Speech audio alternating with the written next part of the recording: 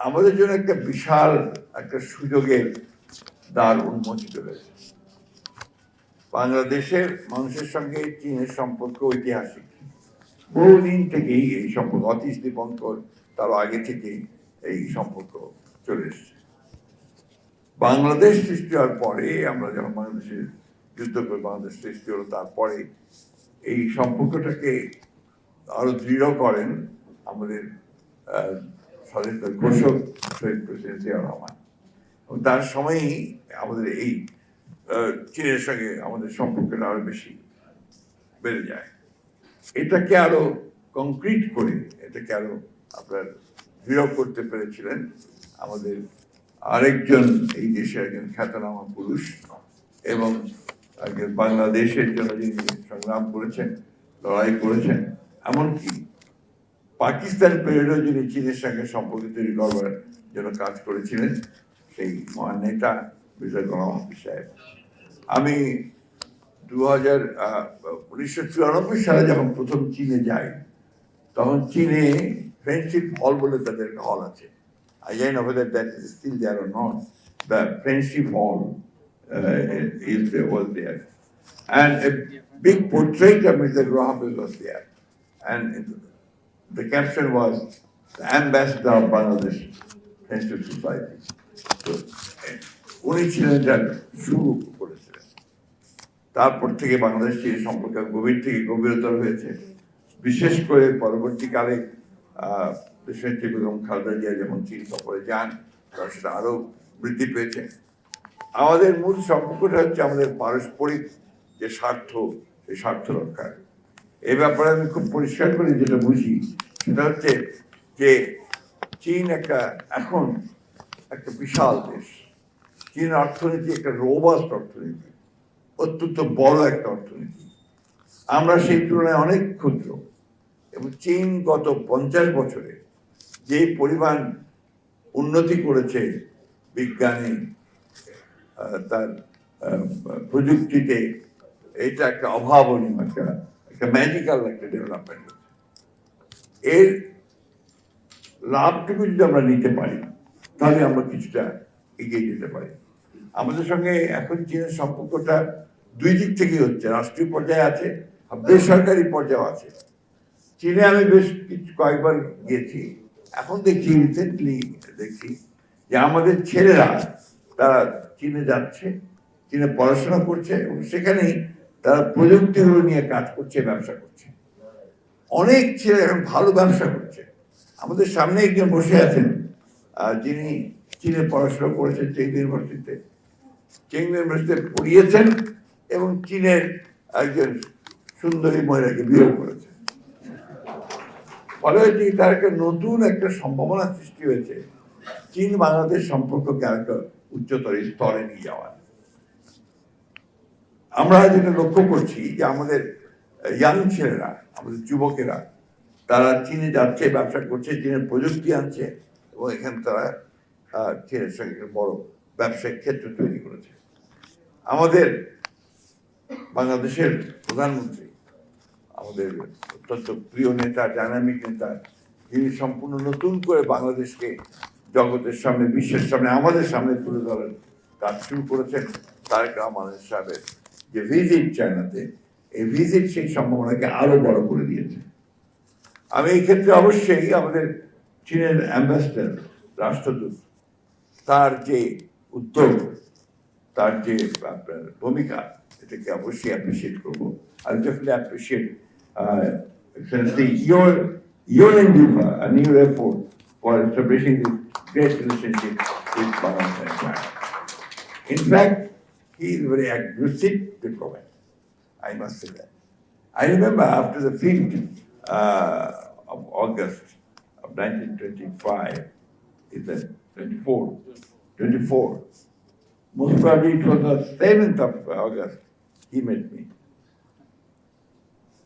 You remember that, sir? So that was the beginning of a new era of friendship between Bangladesh Nationalist Party and Chinese Communist Party. And আমি সত্য কথা বলতে চাই, চীনের communist পার্টির সঙ্গে আমাদের যোগাযোগ কিন্তু অনেক দিনের, দীর্ঘদিনের। BNP as a political party, আমরা চীনের কমিউনিস্ট পার্টির সঙ্গে আমাদের সম্পর্ক দীর্ঘদিনের। আমরা যখন বিরোধী দলে ছিলাম, যখন আপনার ফ্যাসিস্ট সরকার আমাদেরকে পিটাচ্ছিল, জেলে দিচ্ছিল, তখনও কিন্তু আমরা চীনের সঙ্গে সম্পর্ক রেখেছি, চীনের কমিউনিস্ট পার্টির সম্পর্ক রেখেছি। And I remember আমাকে আপনার দাওয়াত করা হলো, that was on the 2017, to attend a convention of all the political parties of the world. There were 116 political parties. Political parties were there from different, even the US Republican Party was also invited there. And President Xi Jinping, he in fact presided over the whole convention. I remember. ওই ডেলিগেশনে আমি ছিলাম, আমাদের আরেকজন পতিত যশা সাংবাদিক যিনি আমাদের মাঝে নেই, মাহফুজুল্লাহ, তিনি ছিলেন, এবং আজকের ল মিনিস্টার আসাদুজ্জামান ছিলেন। আমার মনে আছে ওই ওই কনভেনশনে আমরা যখন ইন্টারন্যাশনাল কমিটিতে যাই, আপনার ডিজি ছিলেন, তার সঙ্গে দীর্ঘ আলোচনা আমাদের হয়েছিল। তখন থেকেই আমরা বুঝতে পারছিলাম যে চীন শুধু একটি দল নয়। যদি আমাদের সেই সময় একটা অভিযোগ ছিল চীন শুধু আওয়ামী লীগকেই দেখছে, আমাদেরকে দেখছে না, কিন্তু আমরা তখনই বুঝতে পেরেছিলাম যে চীন তার চতুর্দিকে সকলের সঙ্গে সম্পর্ক তৈরি করে চীনের যে বাণিজ্য, চীনের যে ব্যবসা, চীনের যে আপনার সামনের দিকে গিয়ে একেবারে শেখরে ওঠার যে যুদ্ধ, সেই যুদ্ধে তারা বাংলাদেশকে অবশ্যই তারা সঙ্গে রাখতে চায়, বাংলাদেশ জাতীয়তাবাদী দলকে তারা সঙ্গে নিতে চায়। আমি সব কথা বলতে চাই না, শুধু একটা বলতে চাই, আমরা সবসময় চেয়েছি চীনের সঙ্গে আমাদের সম্পর্ক দৃঢ় করার জন্য, আমাদের স্বার্থে। কারণ আমরা চাই যে চীনের মধ্যে একটি শক্তি আমাদের পাশে থাকুক, অর্থনৈতিকভাবে থাকুক। স্বপন সাহেব বলেছে যে জিও পলিটিক্যাল ইন্টারেস্ট না, আমরা জিও পলিটিক্যাল ইন্টারেস্ট আছে আমাদের, অবশ্যই আছে। আমরা চীনের কাছে সেই জন্য আমরা একটা সম্পর্ক তৈরি করতে চাই। একই সঙ্গে আমরা আমাদের পার্শ্ববর্তী দেশ ভারতের সঙ্গে সম্পর্ক তৈরি করতে চাই, একই সঙ্গে আমরা ইউরোপের সঙ্গে সম্পর্ক তৈরি করতে চাই, একই সঙ্গে আমরা যুক্তরাষ্ট্রের সঙ্গে সম্পর্ক তৈরি করতে চাই। কারণ আমাদেরকে ব্যবসা করতে হবে, আমাদেরকে আমাদের প্রযুক্তিগুলোকে তাদের কাছে নিয়ে আমাদের যে 20 কোটি মানুষের দেশ, যেখানে প্রায় 4 কোটি আমাদের যুবক যারা বেকার, তাদের কর্মসংস্থান সৃষ্টি করতে হলে চীনের প্রযুক্তি আমার লাগবে, চীনের সাহায্য আমার লাগবে, চীনের অর্থনৈতিক সহযোগিতা আমার প্রয়োজন হবে। এটা হচ্ছে বাস্তবতা। সেই বাস্তবতাকে সঙ্গে নিয়েই আমাদের প্রধানমন্ত্রী তারেক রহমান সাহেব এবার চীন ভিজিট করেছেন। সেই ভিজিটের মধ্য দিয়ে যে বিষয়গুলো চলে এসেছে, যেটার কথা কিছুক্ষণ আগেই বললেন, যে এখন যে পর্যায়ে যাচ্ছে সেই পর্যায়ে মনে হচ্ছে যে চীন আর বাংলাদেশ সম্প্রদায় সর্বোচ্চ পর্যায়ে আছে। আমরা এটা বাস্তবায়ন দেখতে চাই। আমরা চাই যে চীন এখানে যে সমস্ত ক্ষেত্রগুলোতে চীনের প্রযুক্তি দরকার আছে, চীনের সেই জায়গাগুলোতে দ্রুত এগিয়ে আসবে। ইতিমধ্যে অনেক কাজ এগিয়েছে, তারা কাজ করছেন এবং সেই কাজগুলো দ্রুত এগোবে। আমরা যেটা বারবার তাদের কাছে গেছি, যতবার এর মধ্যে গেছি, আমরা কয়েকটা বিষয়ের উপর খুব গুরুত্ব আরোপ করেছি।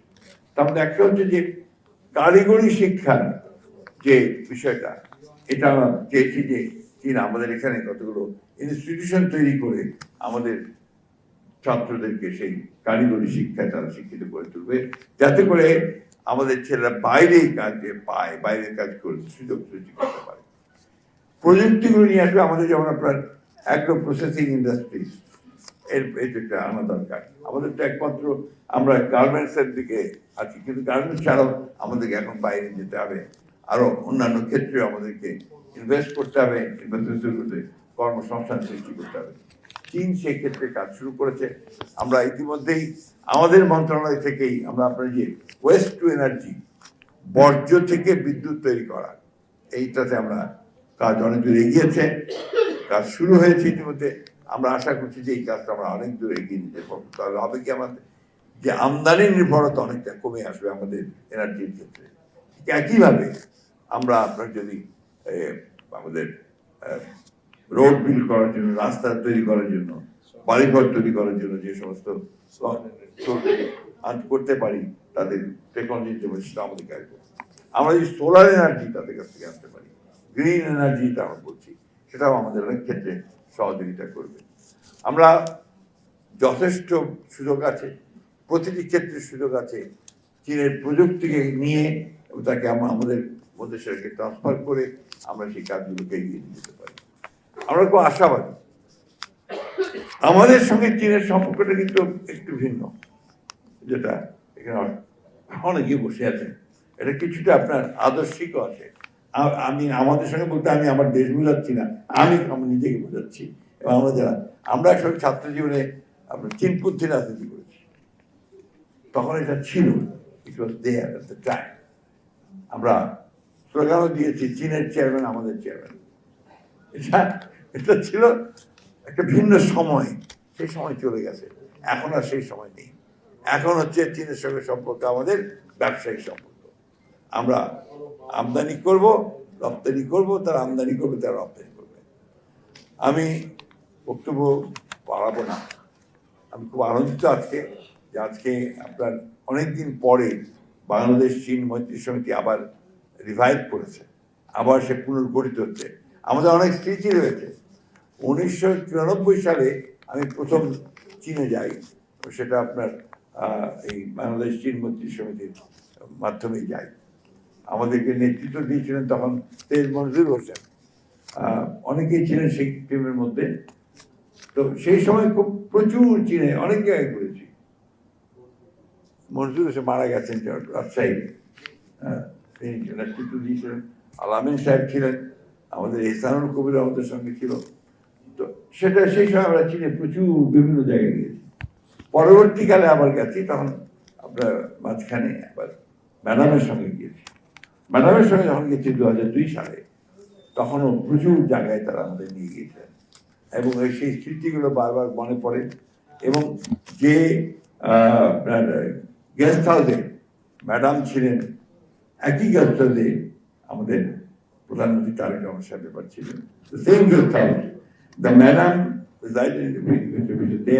accommodated for Madam in this delegation led by Tareq Rahman was also in the same guest house, I remember. এবং ওই সময় গ্রেট হলে ম্যাডামের রিসেপশন দিয়েছিল তারা। আমি কথাটা প্রায় বলি, যেটা একটা কিভাবে বলবো এটাকে, যে কাকতালীয় নাকি আপনার বিধাতার একটা ইচ্ছা আমি জানি না। সেটা হচ্ছে যে ওই তখন প্রচন্ড শীত ছিল, বাইরে আপনার রিসেপশন করা সম্ভব হচ্ছিল, গ্রেট হলেই রিসেপশনের ব্যবস্থা হয়েছিল। গ্রেট হলে রিসেপশনের সময় যখন ম্যাডাম চীনের প্রধানমন্ত্রীকে তার ডেলিগেশন মেম্বারদের পরিচয় করিয়ে দিচ্ছিলেন, সেই সময়ে পাশাপাশি দাঁড়িয়েছিলাম, আমরা ছিলাম, আমার পাশেই আমাদের আজকে প্রধানমন্ত্রী তারেক রহমান সাহেব ছিলেন।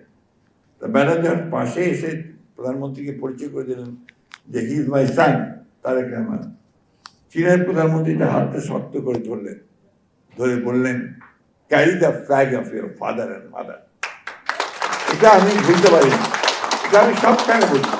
কারণ আজকে দেখুন, সেই শহীদ প্রেসিডেন্ট জিয়া রহমানের স্বাধীনতার সার্বভৌমত্বের যে পতাকা, নিজের দেশকে তুলে ধরার যে পতাকা, উন্নয়নের যে পতাকা, সেই একই পতাকা কিন্তু দেশের বেগম খালেদা জিয়া বহন করেছেন।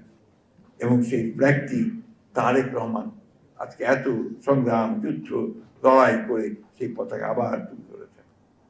That is the success, that is the achievement. আমি যে জন্যই বলি যে চীনের সঙ্গে বাংলাদেশের সম্পর্ক অবিচ্ছেদ্য সম্পর্ক, এটাকে সহজে কেউ টেনে নিয়ে ছেড়ে ফেলতে পারবে না। আমাদের রাজনীতি আর চীনের রাজনীতির মধ্যে খুব বেশি পার্থক্য আছে বলে আমার কাছে মনে হয় না। আজকে দেখুন, আপনার গোটা পৃথিবীতে চীনের যে রাজনীতি, সেই রাজনীতির দিকে কিন্তু আমাদের মতো দেশগুলো, যারা আমরা একটু কম শক্তিশালী, দুর্বল, আমরা কিন্তু একটা বাধ্য হয়েই আমরা কিন্তু তাদের দিকে যাচ্ছি। ফর ব্যবসা বাণিজ্য, আমাদের সিকিউরিটি, সব প্রশ্নে আমরা যাচ্ছি চীনের দিকে। চীন এখন সেই জায়গায় নেতৃত্ব। আমি এই কথা বারবার বলেছি, আমাদের বিভিন্ন বক্তৃতা বলেছি যে China should take the lead. চায়নাকে লিড নিতে হবে, নেতৃত্ব দিতে হবে, যে নেতৃত্ব প্রয়োজন এই বিশ্বে, কারণ অন্যায়ের বিরুদ্ধে, আধিপত্যবাদের বিরুদ্ধে, সম্প্রসারণবাদের বিরুদ্ধে চায়নাকে নেতৃত্ব দিতে হবে। আমাদের মতো দেশগুলো আমরা তাদের পাশে এসে যেন দাঁড়াতে পারি, এই বিষয়টা আমি বিশ্বাস করি বলে আবারও বলছি যে আমরা তো নিরাপদ বোধ করি যখন চায়নার সঙ্গে আমাদের সম্পর্ক দৃঢ় হয়।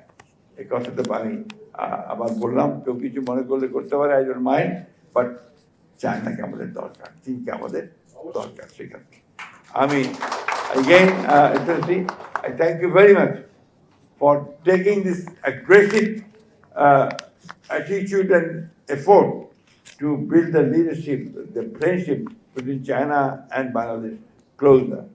And I appreciate your all input. Thank you very much. আপনাদের সবাইকে ধন্যবাদ আমার কথা শোনার জন্য।